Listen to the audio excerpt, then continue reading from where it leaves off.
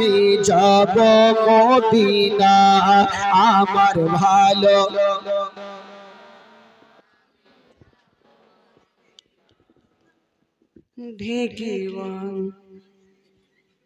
লাগে না আমি যাব মদিনা আমার ভালো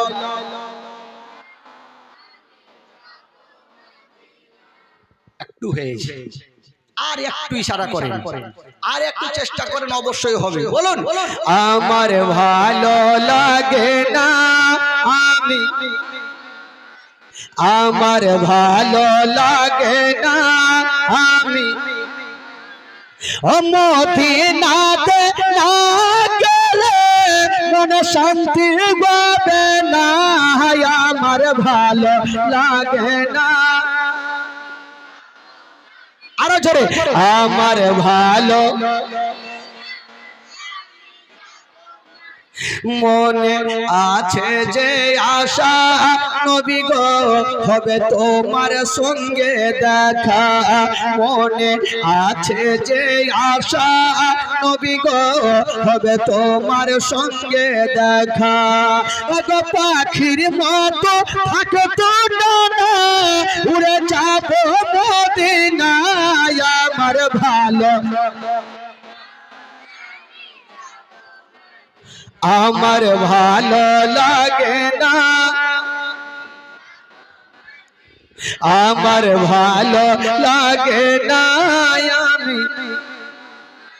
পাঁচ ওয়াক্ত নামাজ যারা পড়িবেন আদায় পাঁচ ওয়াক্ত নামাজ যারা পড়িবেন আদায় ওগো নামাজ না পড়িলে পরে নেকি মিলবে না আমার ভালো লাগে না জোরে জোরে আমার ভালো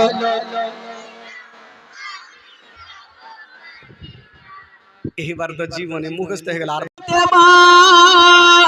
তোমাকে একটা কথা বলে দিলাম মা আজকে তোমার সঙ্গে আলীর বিয়ে দিয়েছি রে মা এই আলী এমনই আলীর গুণ আছে আমার আল্লাহ আলীকেও পছন্দ করে ওরে বেটি ফাতেমা একটা কথা মনে রাখিও আলীকে কোনোদিন বড় কথা বলিও না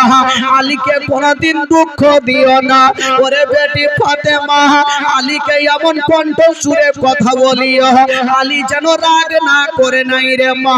আমার নবী বেটিকে সান্ত্বনা দিয়ে কথাগুলো বলছেন বাবা কিন্তু আমার নবী আলীকে ডাক দিয়ে বলছেন আলী আজকে আমার বেটি ফাতেমা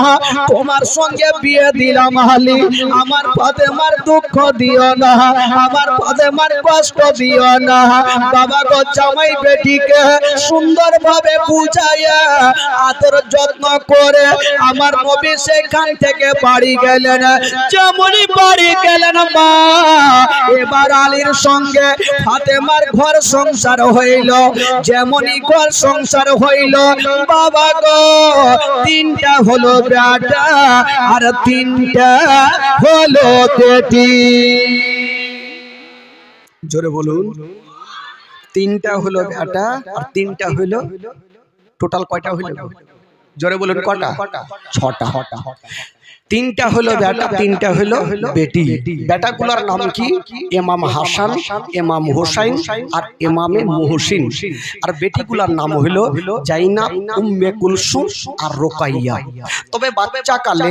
রোকাইয়া আর ইমামে মুহসিন ইনারা দুইজন ইন্তিকাল করলেন সকলে পড়ুন ইন্না লিল্লাহি ওয়া ইন্না ইলাইহি রাজিউন বাবা গো দুইজন ইন্তিকাল করলেন ছয়জন থেকে দুইজন বাদ থাকলো কয়জন